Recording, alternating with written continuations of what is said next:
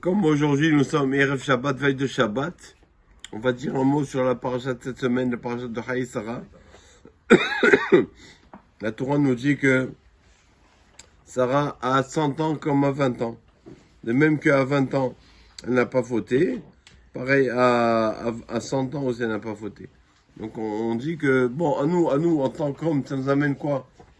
On dit que une des allusions à cette phrase-là, que Sarah a 100 ans comme à 20 ans, nous, on devrait la prendre pour nous au sujet de la lecture de Tehillim. Que souvent, une personne, quand il y a un problème, il se tourne vers Hachem. Mais pour remercier, il oublie de se tourner vers Hachem. Alors, nos sages nous disent 100 comme 20. Le psaume 100, c'est le Mizmor le Toda, un psaume de remerciement. Le psaume 20, il y a un Hachem Yom Sarah, un psaume quand une personne est en détresse. Donc, des fois, on lit que le 20, mais on lit pas le 100. On se tourne vers Hachem que quand on est en détresse. Et pour remercier, on oublie. Alors, le Rachid nous dit Bat 100 kevat kouf, bat kouf kevat kaf. À 100 comme à 20. Il faut savoir lire tourner vers Hachem pour le psaume 20, c'est quand il y a un moment de détresse. Et le psaume 100, misons le Toda, le psaume de remerciement. Il ne faut pas se tourner vers Hachem quand il y a un problème. Et quand tout va bien, on oublie. Il y avait une fois un rave, enfin, ouais, on l'appelle un rave, je ne sais pas s'il est rave. Et, il s'appelle Elimeir Firer. Rav Firer est très connu en Israël.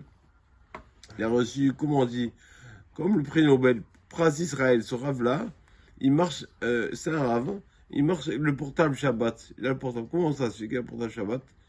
Rav Shach lui a permis, parce qu'il sauve des vies. On lui pose des questions, et Rabbi, telle personne a tel problème médical, où est-ce qu'on peut opérer? Et lui, il envoie la personne du monde entier. Allez là, dans cet hôpital. Et ce rave-là, Rav Firer, très connu, Rav Firer, ce rave-là, une fois, il va avec un riche donateur du Brésil. Ils vont au cotel, il amène un cotel. Et donc, il va au cotel, le rave et le donateur. Et on voit un monsieur qui pleure au cotel, qui pleure. Et ça leur touche à cœur. Ils ont dit, bon, viens, on fait quelque chose. Si c'est un problème financier, toi, le donateur, tu vas l'aider. C'est un problème physique. Moi, il est meilleur fier, je vais l'aider. Et donc, quand il finit sa prière au cotel, il essuie ses larmes. On lui demande alors, qu'est-ce qui t'arrive, on peut t'aider? Et il dit, le donateur, il dit, moi, ça y est, je suis venu remercier Hachem. Ils lui ont dit, remercier de quoi? Il dit, mon fils était malade, et maintenant, bon, Hachem, ça va mieux. Je suis venu remercier, ça a été ému, donc j'ai pleuré. Des fois, quand il y a un problème, on se laisse tourner vers Hachem. Mais pour remercier, on oublie. On dit, c'est bon, pas besoin. Tout Hachem, et Tzadikim aussi. On va aller voir quand il y a un problème. Pour le remercier, on oublie de leur dire la bonne nouvelle. Ça y est, le problème s'est arrangé, on oublie de leur dire. Que quand il y a un problème, on se tourne vers eux. C'est ça ce qu'on dit Rashi. Kouf kevat kaf.